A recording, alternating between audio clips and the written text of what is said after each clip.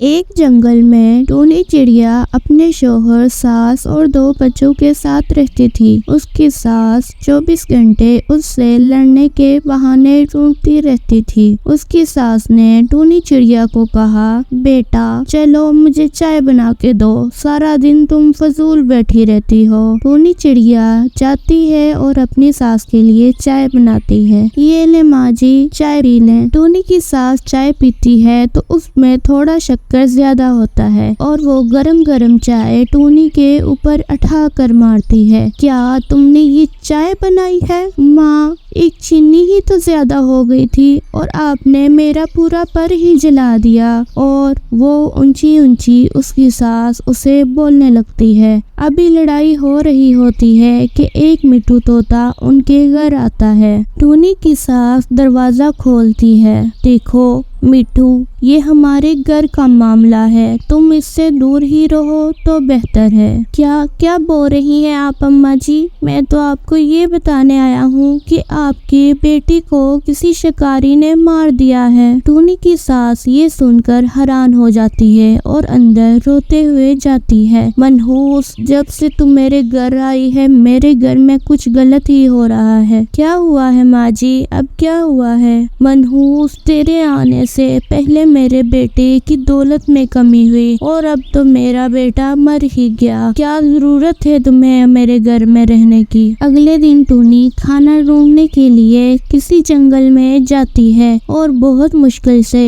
कुछ भोजन लेकर आती है। जैसे ही वो घर आती है तो वो देखती है कि उसके दोनों बच्चे और उसके घर का सामान बाहर पड़ा होता है। बेटा, ये सामान लेकर तुम बाहर क्यों आ गए? मम्मा, हम सामान नहीं लेकर आए, दादी ने हमारा सामान और हमें घर से निकाल दिया है। अच्छा बच्चों, परेशान ना हो, मैं आपकी दादी से बात करती हूँ। अम्मा जी, आपने बच्चों का सामान घर से क्यों निकाला? आपको अपने पोतों पे तरस आना चाहिए। नहीं आता मुझे अपने पोतों और तुझ पे तरस। मेरे बेटे तक मेरा ताल्लुक तुम लोगों से था, अब मेरा बेटा मर गया तो तुम लोग को क्या काम? तुम लोग भी यहाँ से चले जाओ। बच्चे ऊंची ऊंची रोने शुरू हो जाते हैं। माँ, अब हम कहाँ जाएंगे? मेरे बेटे, तुम अब रो ना, चलो हम किसी पेड़ को देखते हैं और उस पर घर बनाते हैं। ये कहते हुए वो दोनों वहाँ से उड़ जाते हैं और टूनी चिड़िया भी उनके पीछे चली जाती है और उन्हें एक अंगूरों का दरख्त दिखाई देता है।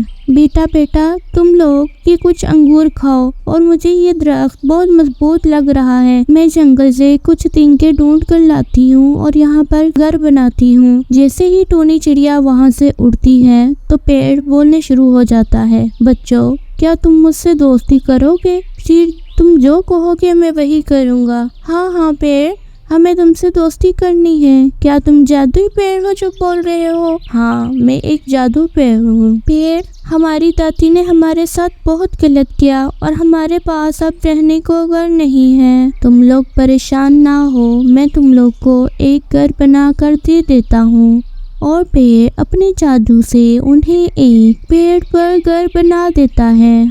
बच्चे बहुत खुश होते हैं और उन्हें पेड़ कुछ अंगूर भी देता है ताकि वो अपना खाना खा सकें। टूनी चिड़िया जब घर वापस आती है तो इतना प्यारा घर बना हुआ देखकर हैरान हो जाती है और वो दरवाजा खटखटाती है। अंदर कोई है? मैंने ये सोचा था कि मैं यहाँ घर बनाऊंगी, तो आप लोगों ने कैसे इतनी जल्दी घर बना लिया? उसके बच्चे बाहर आते हैं। मम्मा, हमें पेड़ अंकल ने ये घर बना कर दिया है। उन्होंने कहा अगर हम उनसे दोस्ती करेंगे तो वो हमें कुछ भी देंगे और हमने उनसे ये घर ले लिया। टूनी चिड़िया बहुत खुश होती है और वो उस घर में रहना शुरू हो जाती है। कुछ अरसे के बाद जंगल में बहुत तेज बारिशें होने लगती हैं और बारिशें होने की वजह से बहुत पंछियों का घर टूट जाते हैं। इसी तूफानी बारिश में उस चिड़िया की सास का भी घर टूट जाता है और चिड़िया को ये खबर कहीं से मिल जाती है। चिड़िया दौड़ी दौड़ी अपने सास पास जाती है। अम्मा जी, आ जाए, आप मेरे घर आ जाए, वहाँ बहुत कुछ खाने को है, आप हमारे पास रह लें, हमारा घर